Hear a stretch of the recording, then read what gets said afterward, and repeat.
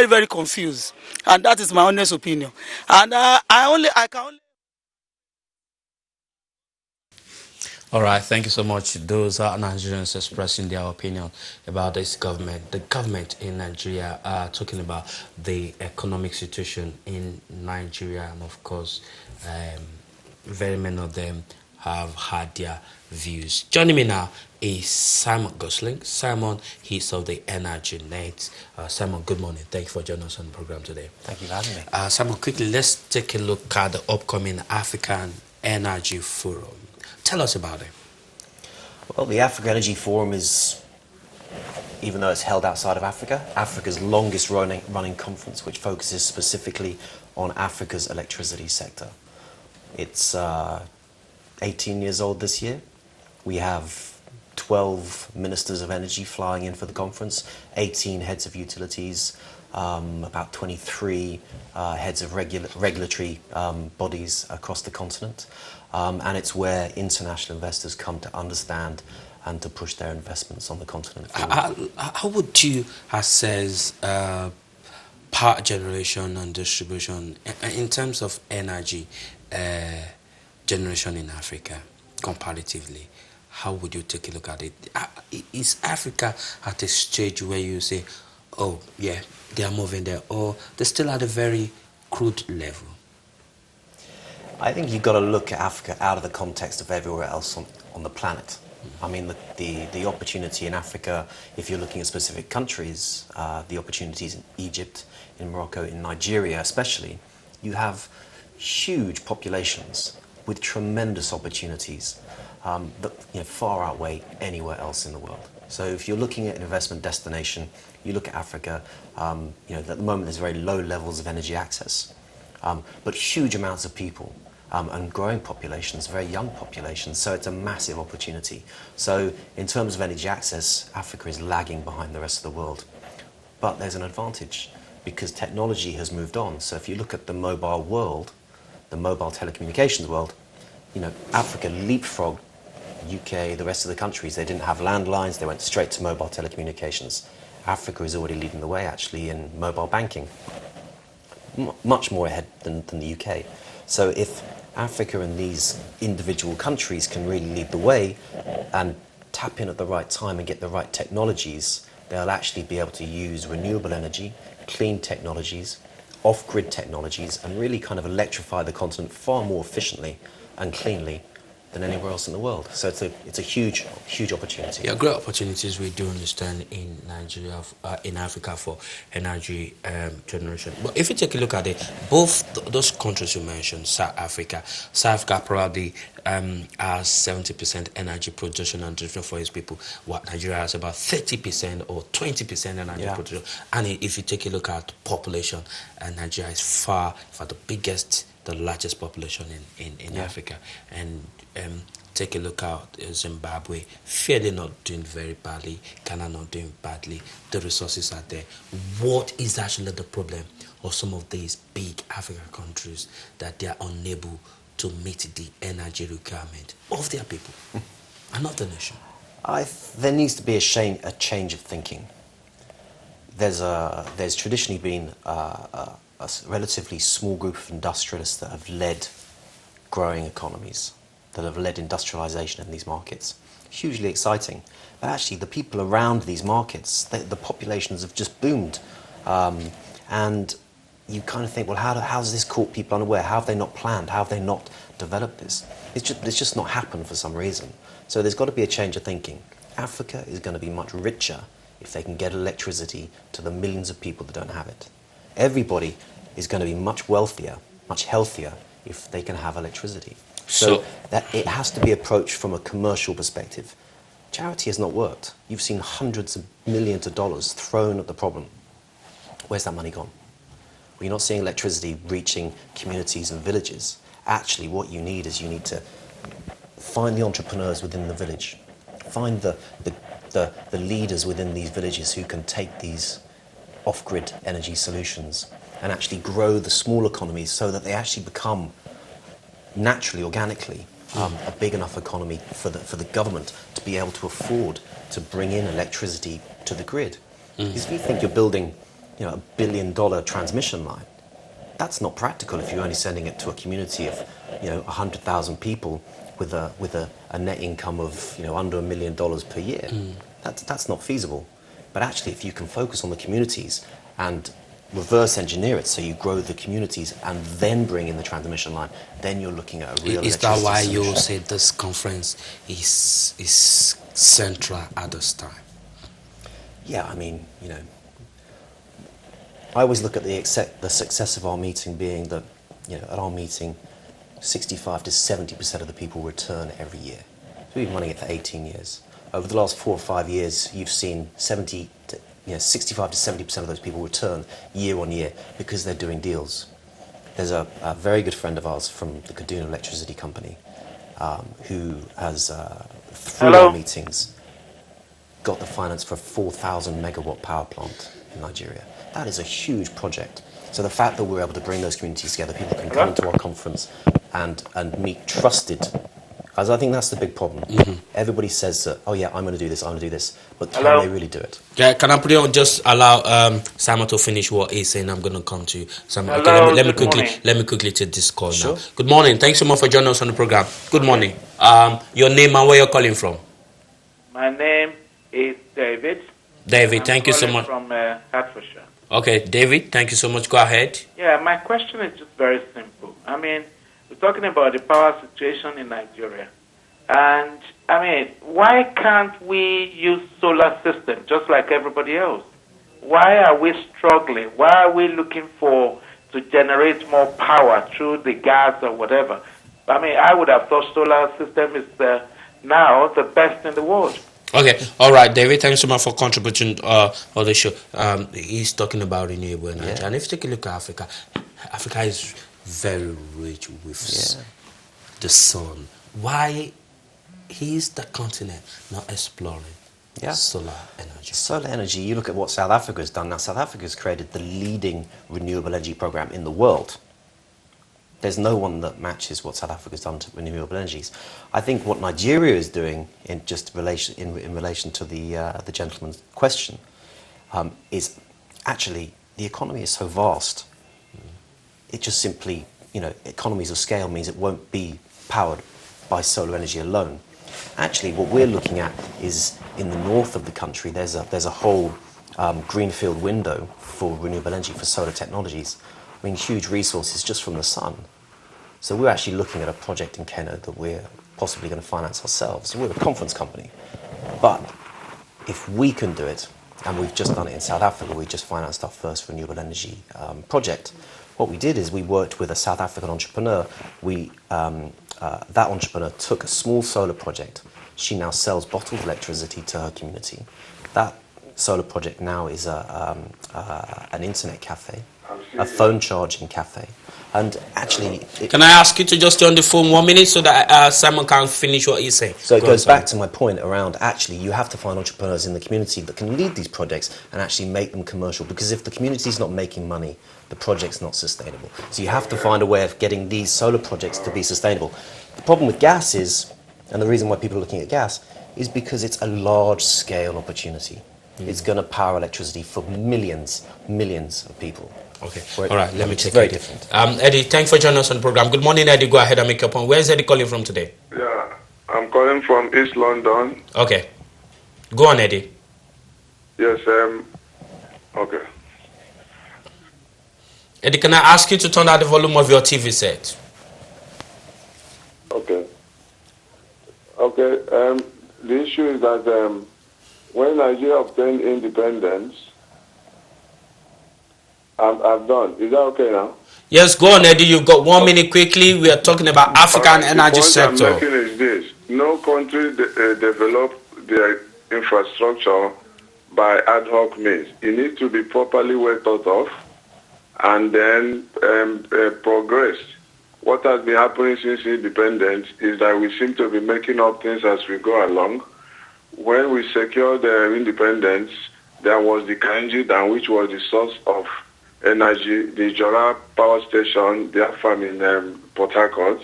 But over the time, while the population is growing, cities are growing, there is no corresponding development of infrastructure, you need energy mix, nuclear, hydro, gas, and all that. We have all this in abundance, but our leaders seem not to sit down and well articulate. When Jonathan was in office, I sent him a well-thought-through proposal for him to pursue infrastructural program, even if he set an agenda for 50 years, during which Nigeria will develop all infrastructure. When he leave office, the next government will carry on from there.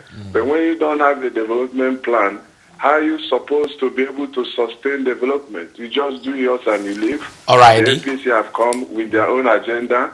Next government comes. So there's no continuity. So we just be talking and discussing on it without actually doing something. It's high time the problem... we sit down and then progress our development of our country. Okay, thank you so much, Eddie. Thank you so much, Eddie. So the problem lies with the government policy formulation. Let me take this on that call on the line, Yinka. Thank you, Yinka. Good morning, Yinka. Go ahead. Where I suppose you're calling from. Yinka, good morning. Where are you calling from? I'm all right, brother. Go on. Where are you calling from? I'm calling from Manchester. Okay, thank you, Yinka. Go ahead. My question go along with the two callers, the previous callers, and I want to ask sincerely from the gentleman that why do they normally have that kind of a notion that by the time they are now selling their product, a very good product to us in Africa, they want to milk us dry.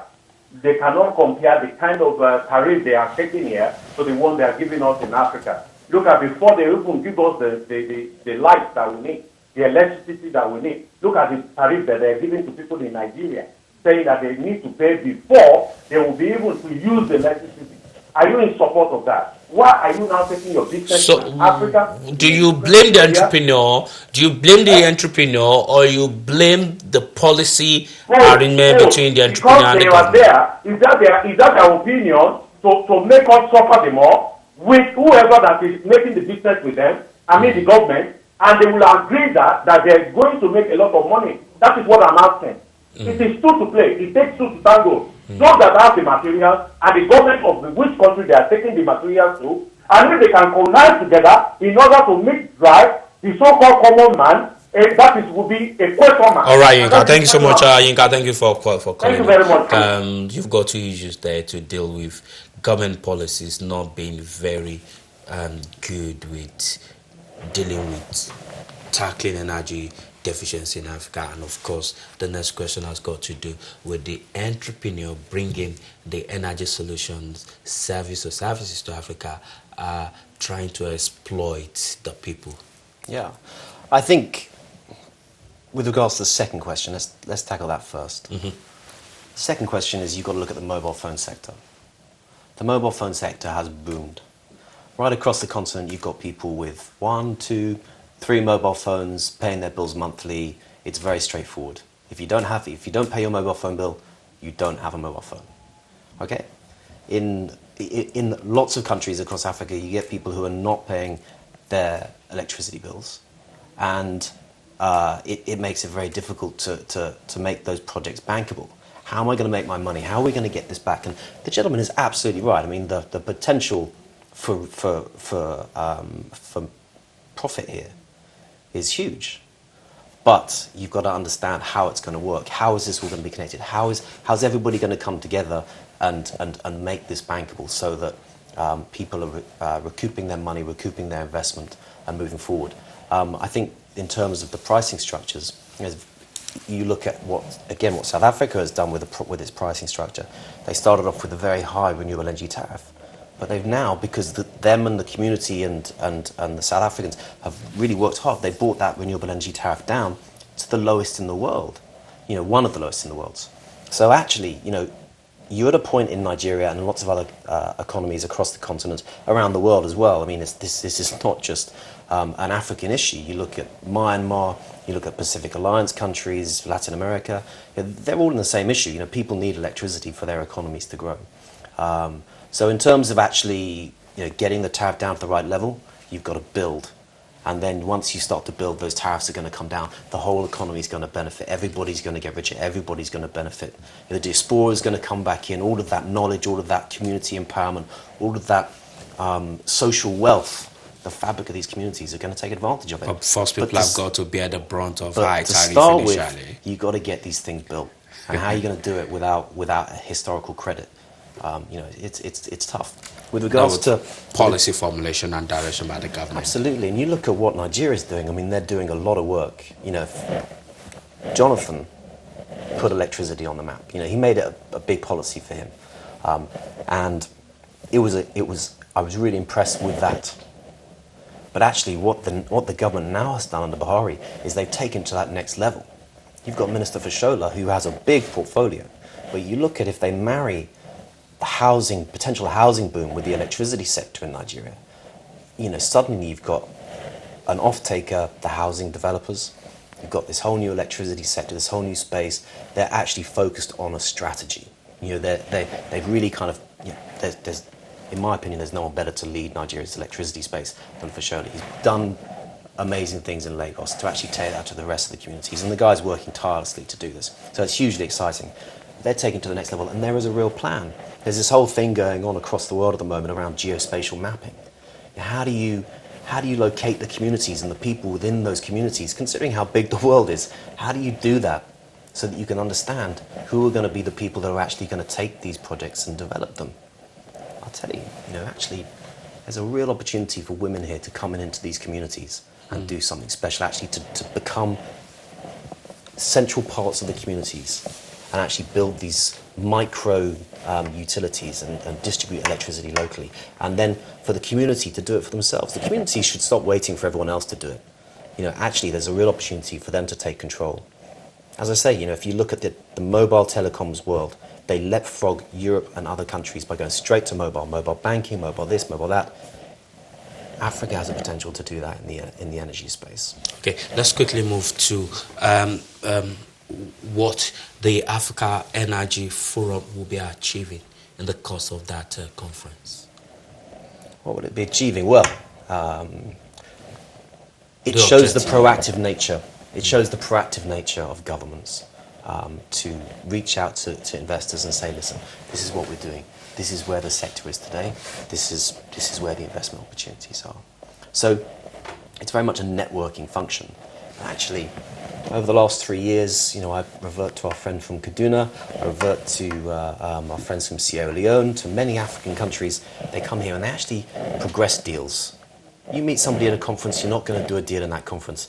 You meet somebody in a conference that you met 5 years ago, and you've been talking with them for the last 5 years about the deals and developing. Then you're going to start to develop a deal flow, a number of projects that are going to get done. They're all going to start coming online because people are meeting regularly and they're getting stuff done, and they're trusted investors and they're trusted stakeholders.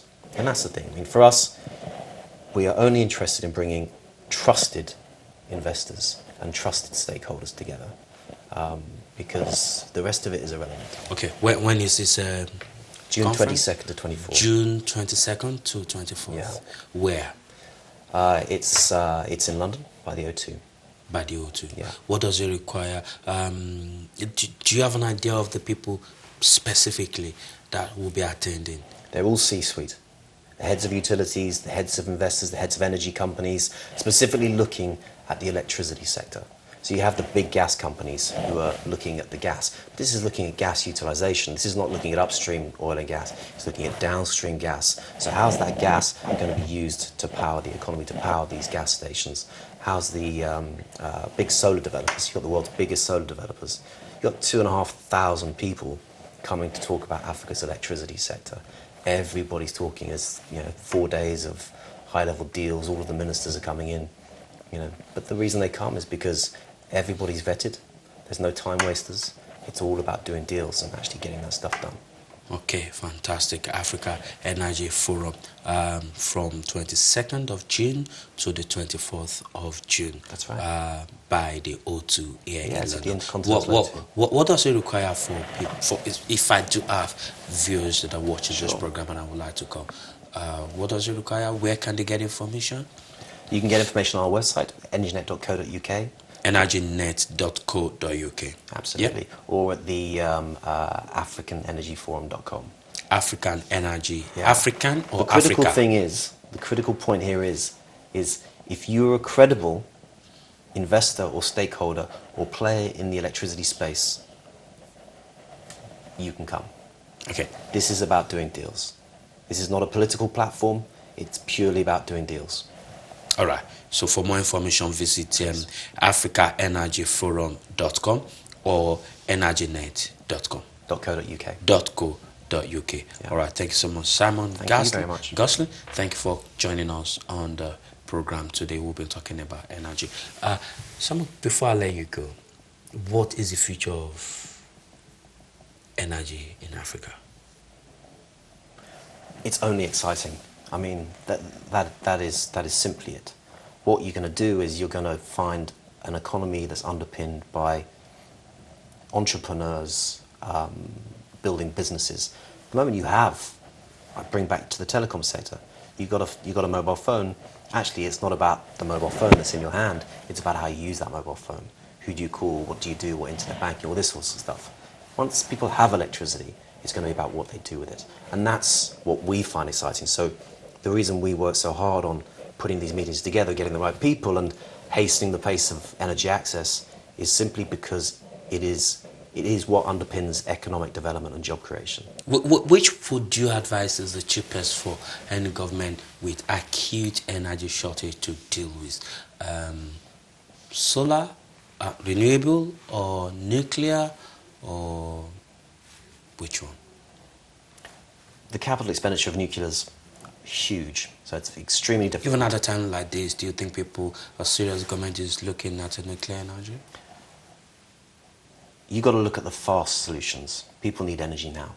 What's going to be the fast solutions? Off-grid energy solutions can be extremely quick. You've got immediate power solutions. Our forum sponsor at the African Energy Forum, we have worked closely with, they do amazing things right across the continent. I mean, these guys deliver energy fast. Sure, it's a little bit more expensive because, that's the price of getting things done quickly and you're only on a short-term window. But actually, these guys have been underpinning the continent for years. They're just, they're doing some wonderful things. But actually, what they're doing is they're bridging the gap, a bit like your logo. They're bridging the gap between the short and the long-term solutions. I think that's what needs to happen. There needs to be an understanding as what are the short-term priorities to make the long-term solutions sustainable.